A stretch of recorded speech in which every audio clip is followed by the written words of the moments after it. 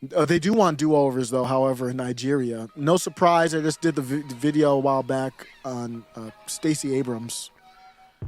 For some reason, her. Um, I was going to say something I don't want to say. I almost feel like the Rutgers professor that said, "I want to take these MFers, let's take these MFers out," or something to that effect. And she's like, "But we can't say that." I was gonna say I wouldn't say this. I was going to say this, but I'm not going to say this because I'm a peaceful person.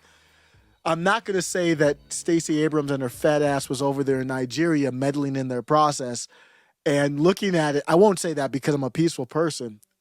Nigeria's opposition parties call their process a sham and they demand a new vote. It was kind of predictable, wasn't it? So Stacey Abrams, and not just her, she just represented the face of the whole cabal. They went over to Nigeria for whatever. I don't know what the interests are there. Maybe we're trying to outdo China, whatever. I don't know. But they were meddling, and I'm not for it at all.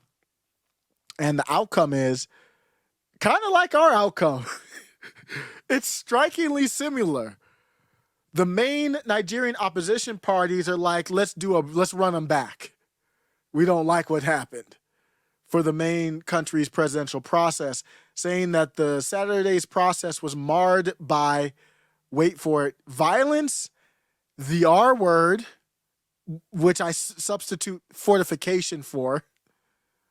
This is Nigeria. Sound a lot. Where does it sound a lot like? It sounds like a lot like America.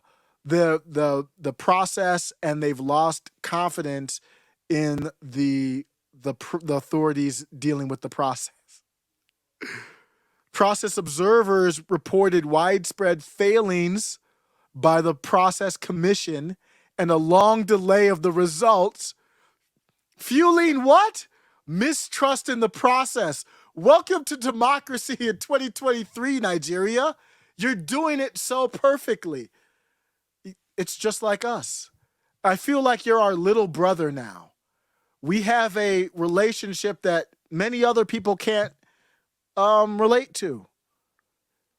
While the process went undisturbed in some areas, several processing centers across the country opened hours late, and in some areas, process had not occurred still as of Tuesday.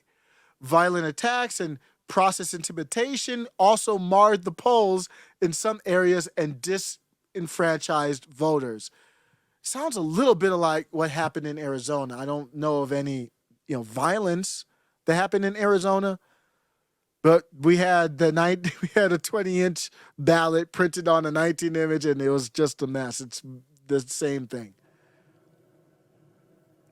I don't care beyond this point on that. I just thought it was. Is it ironically funny? Can I laugh at it or not?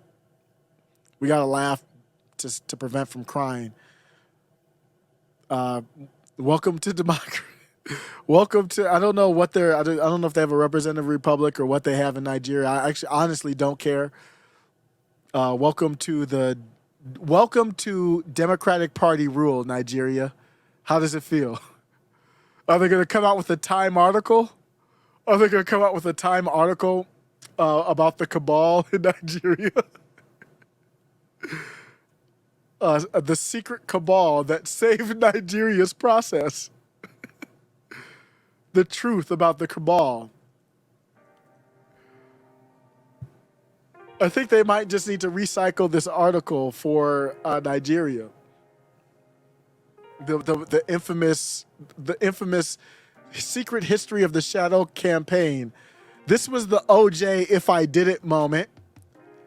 It was I remember this article coming out like it was yesterday, man. I really do. Will Premier was still on Twitter at the time, and we were just like, bruh.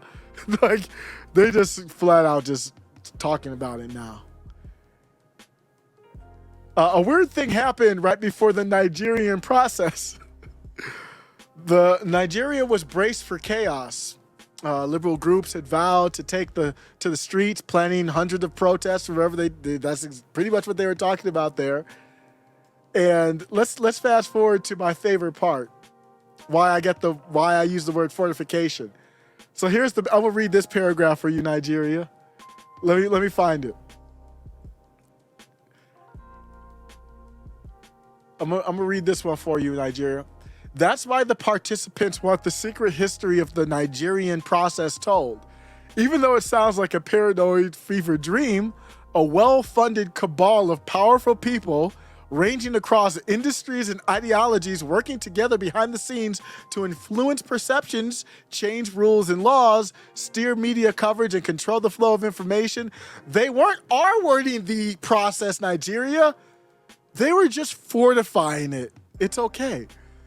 And they believe the public needs to understand the system's fragility in order to ensure that democracy in Nigeria endures. I wrote the piece for you. Give me the Pulitzer.